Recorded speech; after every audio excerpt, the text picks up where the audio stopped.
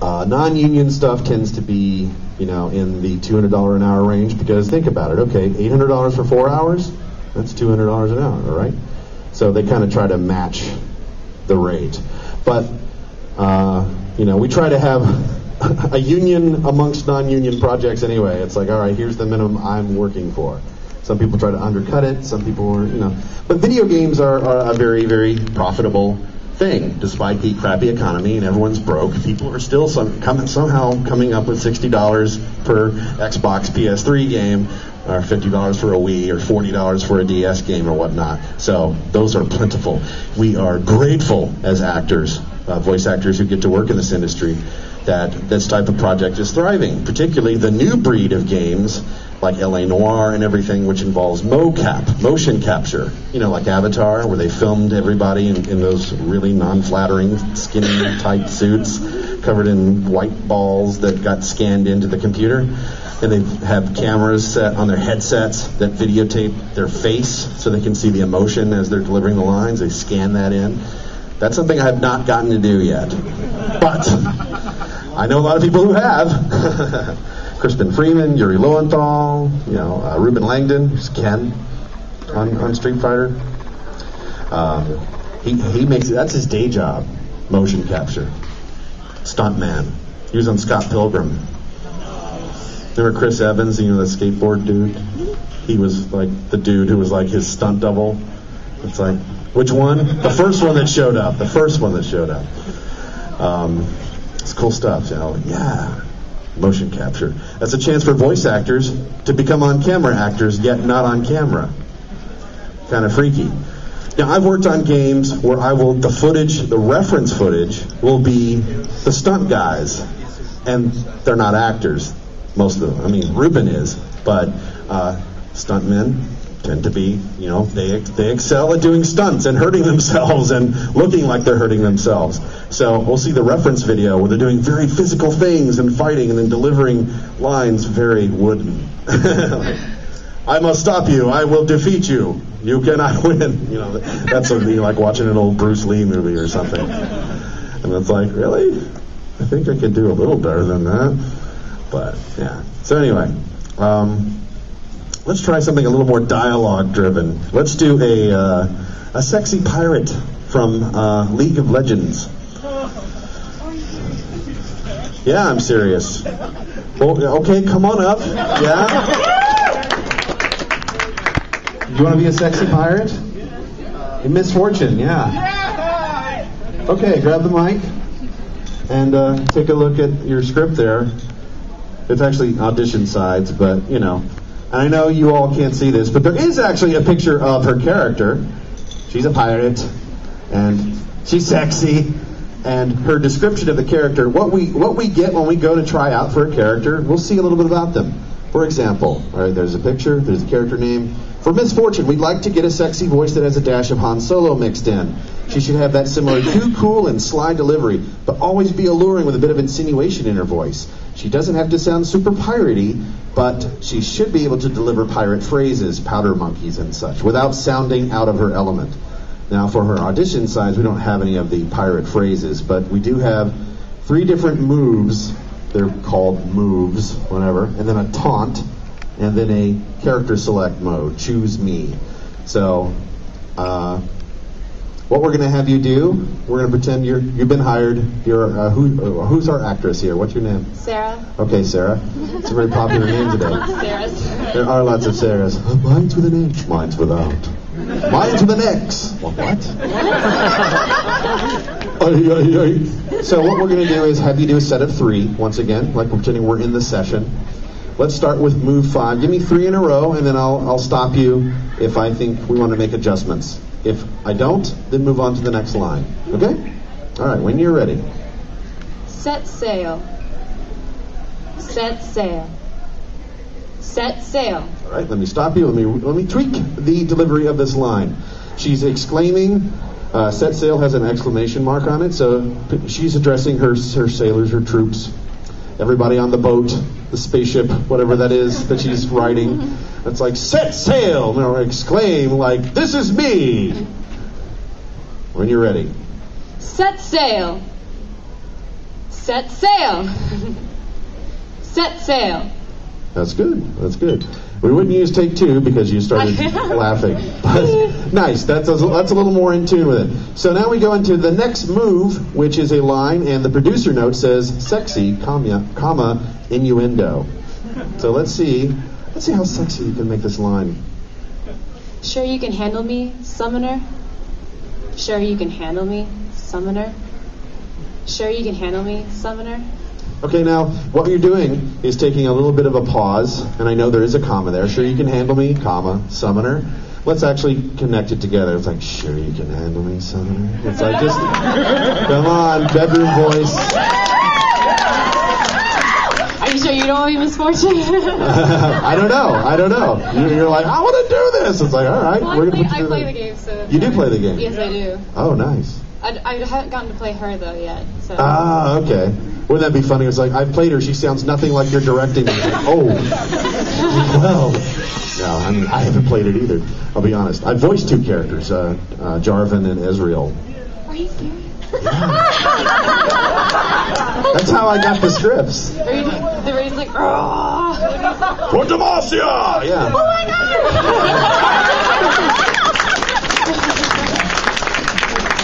And then he like shoves his thing in his toe, like, oh.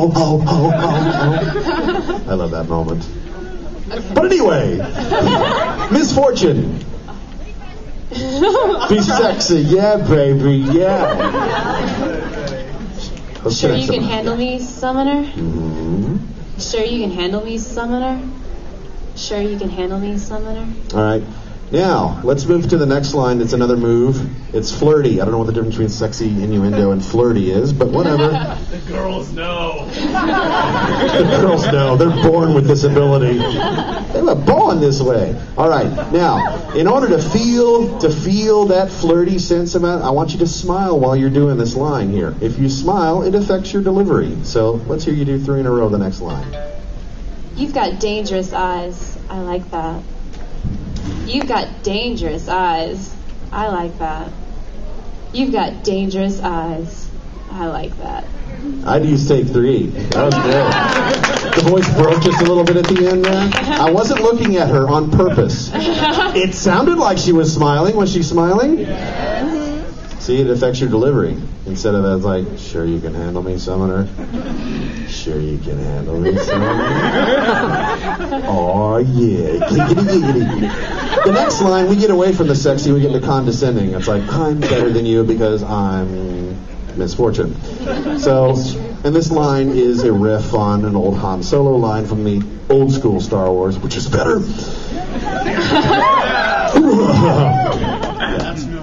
That's no mood. Yeah, so let's hear the condescension here. Watch your mouth, kid, or you'll find yourself respawning at home. More intense. Watch your mouth, kid, or you'll find yourself respawning at home. Watch your mouth, kid, or you'll find yourself respawning at home. That's good. Now, one with a little more bite. It's like, remember how Han Solo, it was just, watch your mouth, kid, or you're going to find yourself floating home. It's like, let's just spit it out like venom. Watch your mouth, kid. You'll find yourself respawning at home. Yeah, that's the one. And then last, the character select. Now, when you do the character select mode, they always say some sort of phrase or something. They come in and it's never quiet. It's always something, and they play the fanfare behind them. So imagine that playing. We don't have that for you, obviously, because we're in a recording session. We have next to no elements from the original thing other than the writer going, this is what we're doing, I think.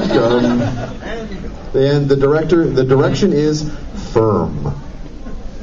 When you're ready. Fortune doesn't favor fools. Yeah, that's a little too blasé. Like, fortune doesn't favor fools. No, this is firm, declarative.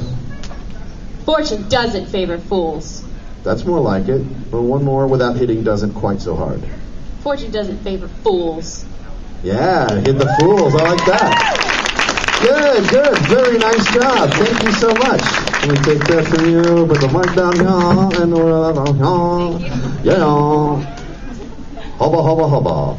So as you see, we were moving through stuff pretty quickly, right? Well, that's what happens in an audition. That's what happens in a session. It's very assembly line.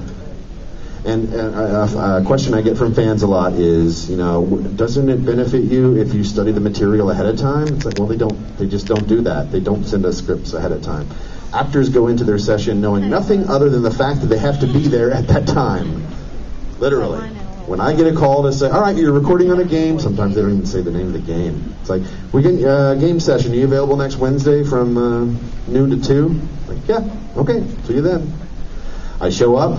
The director says, hi, it's great to see you. Assuming I've worked with them before. Hey, it's great to see you. Okay, and then we blah, blah, blah, blah, blah. So, all right, so in this game, this is a story of blah, blah, and they sum it up in like a minute. It's like, okay, here's your character you're playing. This is how they fits in the context of it. There's your motivation and everything, and then we're off and running. Line by line, in order. Hear it in Japanese once, do it in English. Now, the constraint we have instead of lip sync is matching the timing of the audio. If they say it in Japanese in 10 seconds, we have to say it in English in 10 seconds, preferably 9.5 seconds. It cannot be longer at all. You know why? Because the mouth flaps in the game are being animated to the length of the Japanese audio. Aha. I see what you did there.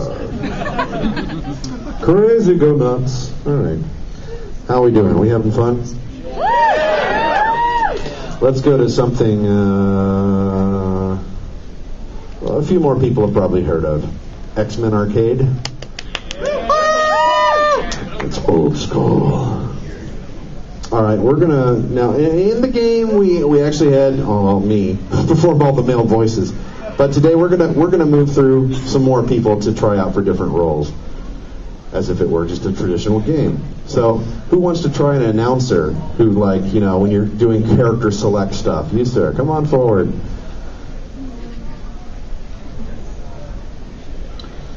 Character select. Oh, sir, what is your name? Austin. What is your quest? To seek the Holy Grail. You win. All right. Now look at that. As I said, Excel spreadsheet. Look at all the columns. That's all you need to know about it. Look at the small print. Thankfully, it appears on a screen, so they blow up the font. Anyway, take a look at that. The announcer, I do believe, shows up. All right, yeah, the announcer. The very first 6 or 7 of them. They'll have exclamations on. So it's character select screen. So let's rifle through those. Give me 3 in a row of each. Give me a pause between each set so I can either nod. If I nod, go to the next one. Otherwise, I'll say something like, change it up. All right? Whenever you're ready. X-Men! X-Men! X-Men! Dazzler! Dazzler! Dazzler! Nightcrawler! Nightcrawler! Nightcrawler! Storm! Storm! Storm! Wolverine! Wolverine! Wolverine! Colossus! Colossus! Colossus! Cyclops! Cyclops! Cyclops! Excellent job. Thank you, man. What's your name? Austin. Good job, Austin. Okay. Next up, we're going to get a character whose name pretty much suggests what he looks like. Blob. Blob has 3 lines. You, sir, come on forward.